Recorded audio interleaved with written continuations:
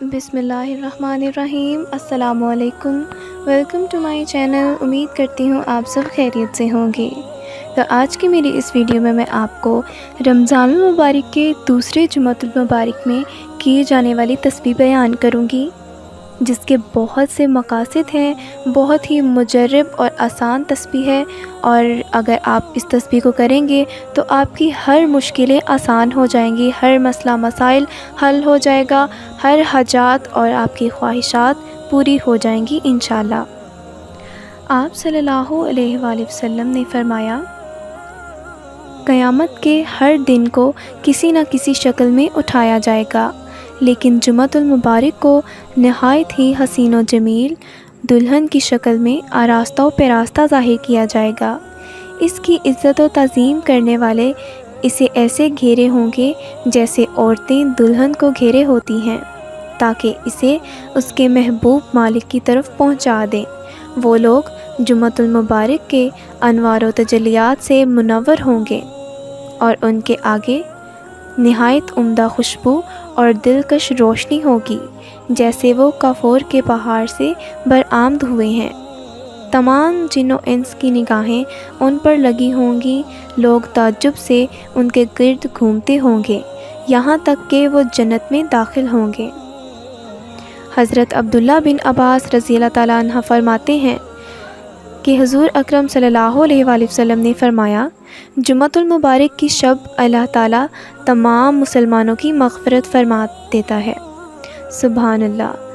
تو ناظرین، جمعہ کے دن سورۃ الکہف پڑھنے کی فضیلت بھی آپ کو بتاتی چلوں۔ رسول اللہ صلی اللہ علیہ وآلہ وسلم نے ارشاد فرمایا، جو شخص سورۃ الکہف کی 10 آیتیں یاد کرے وہ دجال کے فتنہ سے بچے گا۔ نبی کریم صلی اللہ علیہ وآلہ وسلم نے فرمایا، جس نے بروز جمعہ سورۃ الکہف کی تلاوت کی، اس کے لیے اللہ تعالیٰ 2 جمعوں کے درمیان ایک نور روشن فرما دیتا ہے۔ تو ناظرین، جمعہ کے دن کی بہت ہی فضیلت ہے، وہ سب دنوں کا سردار ہے، اور جمعہ کے دن سورۃ الکہف کرنے کی بہت زیادہ فضیلتیں ہیں۔ رمضان المبارک کا مہینہ جاری و ساری ہے۔ رمضان المبارک میں سورۃ کہف کی تلاوت ضرور کریں، اور زیادہ نہیں تو کم از کم سورۃ الکہف کی پہلی 10 آیات کی تلاوت ضرور کریں۔ تو چلیے آپ کو اب تسبیح بتاتی چلوں۔ جمعۃ المبارک میں آپ نے یہ تسبیح کرنی ہے۔ جمعۃ المبارک کی نماز سے پہلے بھی آپ کر سکتے ہیں، بعد میں بھی کر سکتے ہیں، لیکن زیادہ امپورٹنٹ آپ کے لیے یہی رہے گا کہ جمعۃ المبارک کی جب نماز ادا کر لیں تو وہی جائے نماز پر بیٹھ کے آپ یہ تسبیح کریں۔ تسبیح بہت ہی آسان ہے اور بہت ہی مفید ہے، اس سے آپ کے ہر مسئلے مسائل حل ہو جائیں گے انشاءاللہ، آپ کی ہر حاجت پوری ہوگی، جو بھی آپ کی زندگی مشکلات ہیں وہ سب آسان ہو جائیں گی، آپ کی منزلیں آسان ہو جائیں گی، اور آپ کا ہر مقصد پورا ہو جائے گا۔ تو آپ نے تسبیح کرنی کیسے ہے کہ سب سے پہلے آپ نے اول آخر درود شریف پڑھ لینا ہے۔ درود شریف پڑھنے کے بعد آپ نے لا الہ الا اللہ مالک الحق المبین اس کی تسبیح کرنی ہے، مطلب 101 بار اس کو پڑھ لینا ہے۔ لا الہ الا اللہ مالک الحق المبین، اس آیت کی آپ نے تسبیح کرنی ہے۔ تسبیح کرنے کے بعد آپ نے درود ابراہیمی پڑھ لینا ہے، یعنی تسبیح سے پہلے اور تسبیح کے بعد آپ نے درود ابراہیمی پڑھ لینا ہے۔